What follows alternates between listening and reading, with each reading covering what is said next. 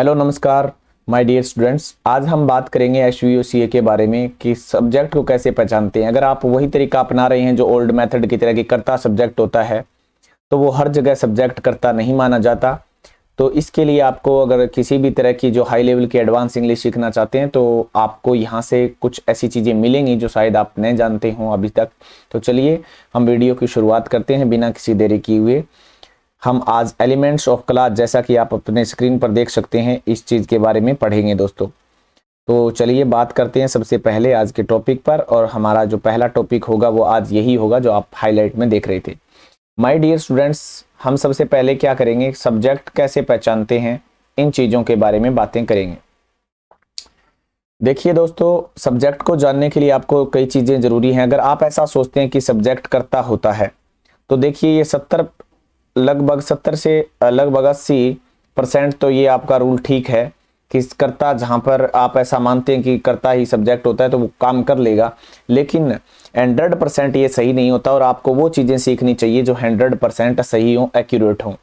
तो दोस्तों कारण क्या है, एक्यूरेट क्यों नहीं है? जैसे कि हम कई बार कह देते हैं, कुछ ऐसी चीज़ें ले लेते हैं जिसे हमें ज़रूरत पड़ती है। जैसे आजकल बारिश का मौसम चल रहा है तो हम कह सकते हैं इट्स रेनिंग। अब मुझे ये बताइए, अगर आपका कर्ता सब्जेक्ट होता तो फिर यहाँ पर अगर इट्स रेनिंग में ये इट क्या है? क्या ये इट कोई काम कर रहा है? देखिए आज तक नहीं पता चला।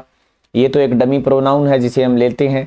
तो यहाँ पर अगर कर्ता सब्जेक्ट होता तो फिर ये इट कैसे काम करता, मुझे ये बताइए। यहाँ पर बारिश हो रही है, हम यूज कर रहे हैं इट का, तो इसी तरह से आप टाइम बताने के लिए भी यूज करते हो, इट इज 6 o'clock, इस तरह से बोलते हो आप, इस तरह से।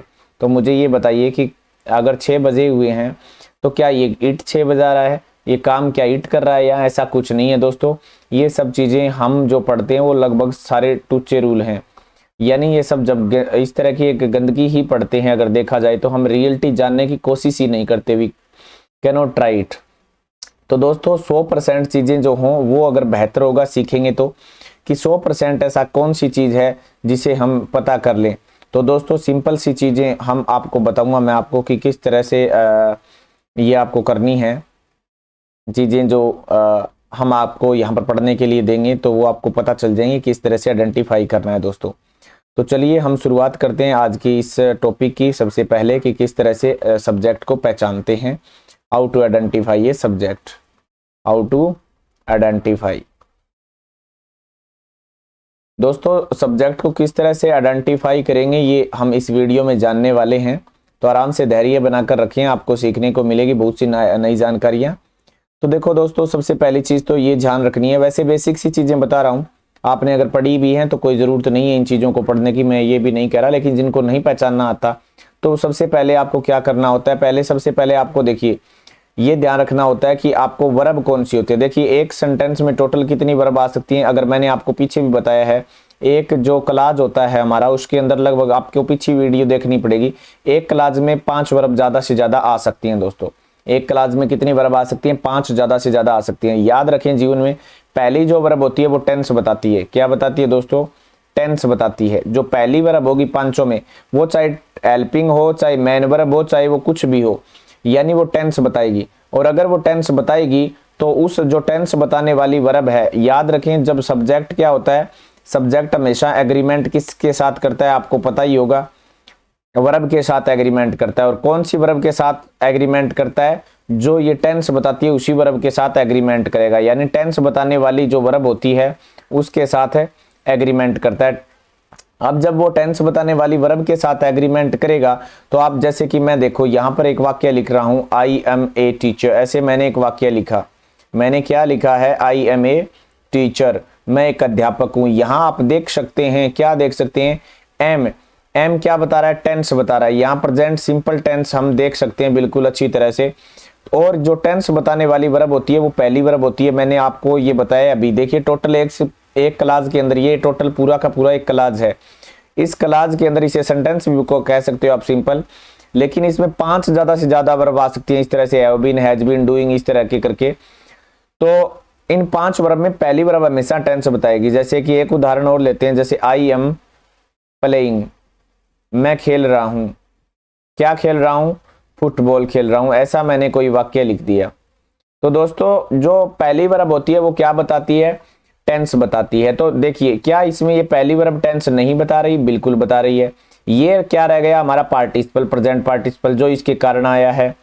तो हमें मैटर नहीं करता, जो लास्ट वर्ब होती है वो हमेशा मेन वर्ब होती है। ये सुन लो, अगर एक ही वर्ब है पूरे सेंटेंस में, जैसे कि मैंने एक वाक्य लिखा आई प्ले फुटबॉल, ऐसे मैंने लिखा कि मैं फुटबॉल खेलता हूं दोस्तों, इस तरह का एक सेंटेंस लिख दिया, तो यहाँ एक ही वर्ब आप देख सकते हो, ओनली वन सिंगल वर्ब है। अगर ये सिंगल वर्ब है तो भी ये क्या होगी, मेन वर्ब ही कहलाएगी। यहाँ पर ये सिंगल वर्ब थी, ये देखो ये, तो ये भी सिंगल, अगर सिंगल है तो वो मेन वर्ब है। क्यों, मैंने अभी अभी कहा है कि लास्ट वर्ब हमेशा क्या होगी, मेन वर्ब होगी। तो ये पहली और लास्ट दोनों ही है, पहली है तो टेंस भी बता रही है, लास्ट है तो भी ये मेन वर्ब कहलाएगी। अगर एक वर्ब है वो मेन वर्ब भी हो सकती है, क्योंकि मेन वर्ब पक्का होगी। हेल्पिंग वर्ब किसी न किसी के साथ आएगी, जैसे यहाँ इसके साथ आई हुई है, तो ये इसकी हेल्प कर रही है प्लेइंग की। तो दोस्तों याद रखें, सब्जेक्ट को पहचानने का तरीका यही है सबसे आसान, क्या कि जो वर्ब टेंस बताती है ना दोस्तों, जो वर्ब क्या बताती है, टेंस बताती है, उस टेंस बताने वाली वर्ब से पहले वाला सब्जेक्ट जो भी आपको दिखाई दे नाउन, वो क्या है यहाँ पर सब्जेक्ट का काम करेगा। जैसे कि प्ले से पहले आई है, देखो ये टेंस बता रही है, तो इसका मतलब ये फाइनाइट वर्ब है। टेंस बताने वाली वर्ब क्या होती है दोस्तों, फाइनाइट होती है। ये भी फाइनाइट ही है अगर ये टेंस बता रही है तो। अब फाइनाइट अगर टेंस नहीं बता रही, जैसे कि कोई आगे और वर्ब आती तो टेंस नहीं बताती तो वो नॉन फाइनाइट होगी। ये टेंस बता रही है, फाइनाइट वर्ब है। ये टेंस बता रही है, फाइनाइट वर्ब है। इसी तरह से जितनी भी वर्ब होती हैं वो जो टेंस बताती हैं वो सारी की सारी क्या होती हैं दोस्तों, फाइनाइट वर्ब होती हैं। ये बात आप ध्यान रखें। अब आगे देखते हैं, इससे थोड़ा सा आगे चल के देखते हैं। तो देखिए कुछ वाक्य आपके सामने मैं लिखता हूं, जैसे कि आपको कंफ्यूज होने की आवश्यकता नहीं है। मैंने लिखा आई शैल प्ले, मैंने ऐसा एक सेंटेंस लिख दिया, मैं खेल लूंगा। मैं क्या खेलूंगा वो मैटर नहीं करता। क्या टेंस पहली वर्ब नहीं बता रही? अगर पहली वर्ब टेंस बता रही है तो ये कहलाएगी फाइनाइट वर्ब। अब ये फाइनाइट वर्ब अगर कहलाएगी दोस्तों, तो इससे पहले वाला हमेशा क्या होगा, हमारा सब्जेक्ट होगा दोस्तों। ये बात आप जीवन में याद रखें। इसी तरह से आप देख सकते हो इट इज रेनिंग वाला जो हमने लिखा था, इट इज, ये मैंने दोबारा थोड़ा सा लिख देता हूं, कैसे लिखा था, इट इज रेनिंग। इस तरह से मैंने एक वाक्य लिखा था अभी। अगर मैं इस तरह का वाक्य लिख रहा हूं तो बताइए मुझे, जब इट एक क्या है, डमी प्रोनाउन कहलाता है। इसको देयर भी डमी प्रोनाउन है। ये बता रही है हमारा टेंस, यहां बता रही है ये टेंस अगर बता रही है तो ये फाइनाइट वर्ब कहलाएगी। और फाइनाइट वर्ब से पहले वाला सब्जेक्ट होता है। तो आप इस तरह से आइडेंटिफाई सब्जेक्ट को कर सकते हैं, इसमें कोई दो राय नहीं है। अब बात आती है, वर्ब तो आप जानते ही हैं। देखिए केंद्र बिंदु तो वर्ब ही होता है, क्योंकि वर्ब अगर नहीं पता तो फिर इनको भी नहीं पहचाना जा सकता। अब नेक्स्ट जो पॉइंट आता है, if we talk about complement, अगर हम कॉम्प्लीमेंट की बात करें, ये क्या बला होती है, इसको भी जान लेते हैं। कॉम्प्लीमेंट दोस्तों है बहुत इजी, लेकिन आपको दो चीजें बनानी होंगी। पहला हमें बनाना होगा, जैसे कि मैं एक वाक्य लिखता हूं, पहले आपके सामने मैं वाक्य प्रस्तुत करूंगा, जो इंग्लिश लैंग्वेज में पढ़ाने का सबसे बेहतरीन मेथड भी माना जाता है कि पहले आप एक्सरसाइज लिखिए, आफ्टर दैट आपको क्या करना चाहिए, जो रूल है वो लिखने चाहिए, यानी you should write a rule after exercise. तो देखिए सबसे पहले अगर हम लिखें तो मैंने लिख दिया वी आर हैप्पी। इस तरह का एक मैंने वाक्य लिखा दोस्तों, वी आर हैप्पी, इस तरह का एक वाक्य लिख दिया। इसी तरह से मैं एक वाक्य और लिख देता हूं, दे आर स्टूडेंट, वे क्या हैं, वे स्टूडेंट हैं। इसी तरह से हम और वाक्य लिख के देखते हैं, आई एम, किसी ने लिख दिया सैड, आई एम सैड। इसी तरह से लिख सकते हो आप, you are a good player, you are a good player. दोस्तों इस तरह की अगर हम एक्सरसाइज लिखें तो यहां से हम जनरेट कर सकते हैं अपने आप क्या रूल को, किस तरह से रूल फॉलो करने हैं आपको ये ध्यान देना है। कैसे, जैसे कि मान के चलिए आपको सबसे पहले देखो, ये इसका कोई मैटर ही नहीं करता, ये अब ये मैन वर्ब है सारी की सारी, ये मैन वर्ब का काम कर रही हैं दोस्तों। क्या है ये? मैन वर्ब का काम कर रही हैं। और ये फाइनाइट वर्ब भी है क्योंकि टेंस यही बता रही हैं। यहाँ कोई जरूरी नहीं मैं आर लगाऊं, वाज भी लगा सकता था, आई वाज सेड भी लिख सकता था, यू वर भी लिख सकते थे आप, कोई फर्क नहीं पड़ता इन चीजों से। बात जो मैटर करती है वो क्या है? मैटर ये करती है कि वी, यानी आपको ये देखना इस वी के साथ क्या लगा के देखना है, क्या इस वी के साथ आपको क्या जोड़ना है और क्या से प्रश्न करना है कि वी क्या है। वी क्या है? वी हैप्पी है। हैप्पी कौन है? अब आप देख सकते हो वी है, और वी क्या है? हैप्पी है। हैप्पी कौन है? वी है। तो जब ये इस तरह का इंद्रधनुष बन जाए दोस्तों, तो याद रख लेना वो क्या कहलाएगा? वो कॉम्प्लीमेंट ही कहलाएगा। तो ये क्या कहलाएगा? अब हमारे पास कॉम्प्लीमेंट। और ये क्या कहलाएगा? क्योंकि ये सब्जेक्ट अभी अभी पढ़ के आए हैं, इधर आएगा वर्ब से पहले वाला सब्जेक्ट होता है। इसी तरह से इसमें भी देख सकते हो दे क्या है?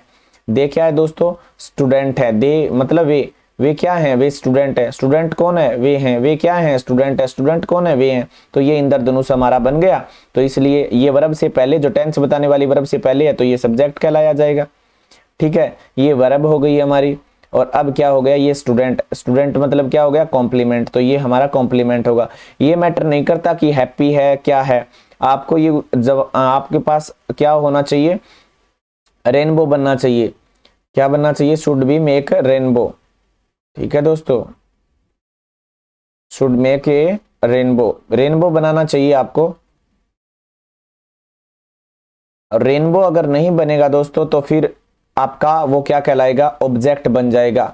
अगर याद रखें, अगर ये रेनबो न बने, अरे रेनबो अगर नहीं बनेगा तो वो क्या बनेगा? वो फिर ऑब्जेक्ट बनेगा। तो मैं जो आपको टफ चीजें हैं वो बता रहा हूं।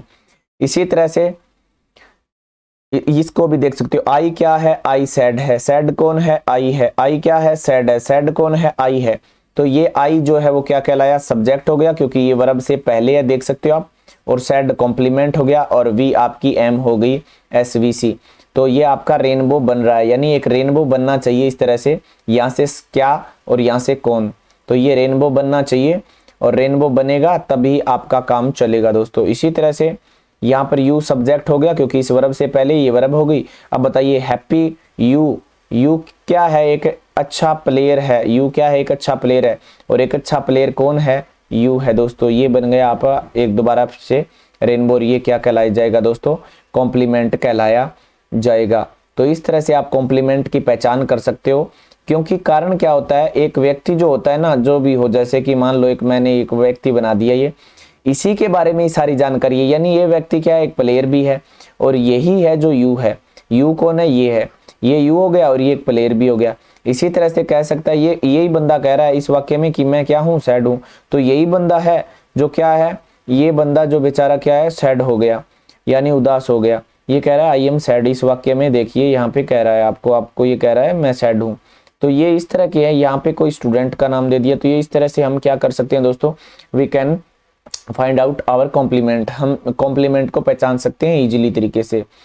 और इस तरह की वीडियो आपको और अगर अच्छी लगे तो मुझे बताइएगा कि किस टॉपिक पर बनानी है। अगली वीडियो में फिर मिलेंगे। धन्यवाद।